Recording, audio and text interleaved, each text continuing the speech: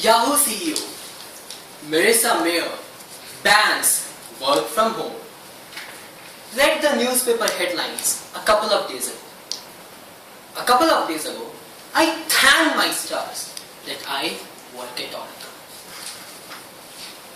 Good afternoon, ladies and gentlemen. Good afternoon. I happened to discuss this development with a friend of mine working at Yahoo. He seemed pretty chirpy for someone whose wings had just been snipped.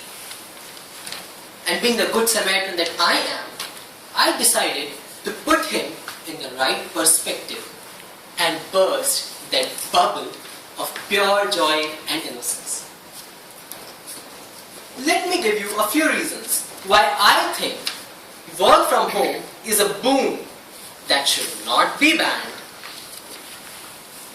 For the start, not meeting removes all possible manners of discrimination on the basis of age, gender, sex, looks, weight, and 100 other visual nuances which help people form the much hypothesized first impression. Tell me something very frank. Who are you more likely to do business with? A shabbily dressed man with flaming red-orange hair, bright green sideburns, or a very immaculately dressed fashionista. It would take the former an entire lifetime to convince you of his skills. On the other hand, working over emails or phones and not meeting the other person face to face will more likely have you judged on the quality of your work rather than on your appearance. Coming to the second point, I believe remote working helps promote a healthy work environment by reducing interpersonal conflicts. Consider a scenario when you are involved in those dreaded one-on-one discussions, probably negotiating over fees. Yes, in those one-on-one discussions, one party often feels pressure, and in the heat of the moment, certain words are exchanged which spoil your professional as well as personal relationship with the person, thus leading to a work environment which is not conducive to working properly. Consider the situation when the same discussion happens over emails or phones. Over an email, both parties have sufficient time to gather all the documents to corroborate their arguments. And over the phone, you can choose to simply rise above and say, "Hello, hello, hello, your voice is not clear. Sorry, your voice is not clear. I'll call you back later." And in the meantime, you hurriedly gather all the information to fortify yourself and defend your foe. On a more serious note, working over emails or phones requires us to follow certain manners and etiquettes, which remain woefully forgotten when we converse face to face. Moreover, working over emails is recorded conversation and it can be pulled up anytime. So you have to be extra careful with your choice of words and your manners.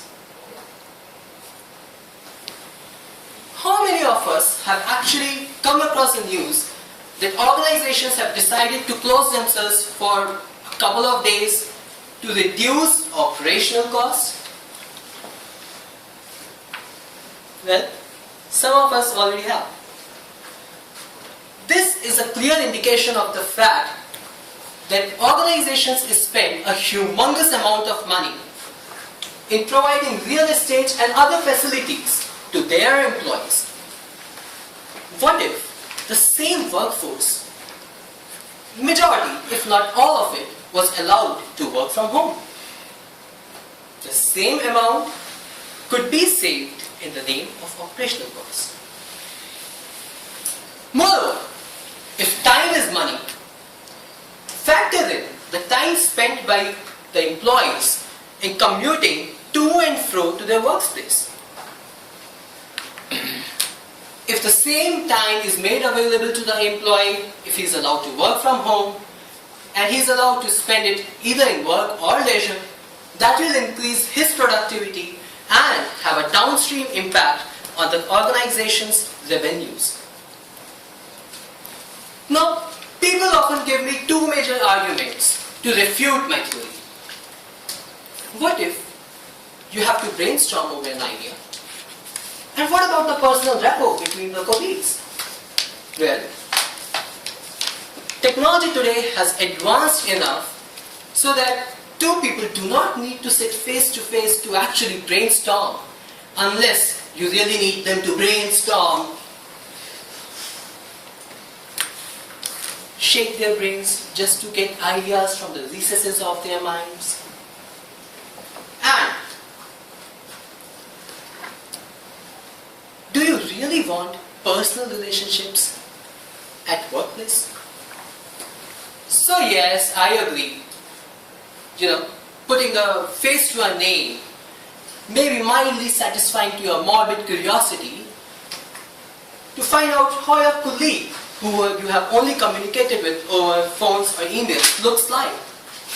But essential, I beg to differ. On the other hand, if working remote leads to improved cash flow for the organization, more productivity for the employees on the basis of less time spent in commuting, and fewer interpersonal conflicts, then hail work from home. Over to the business.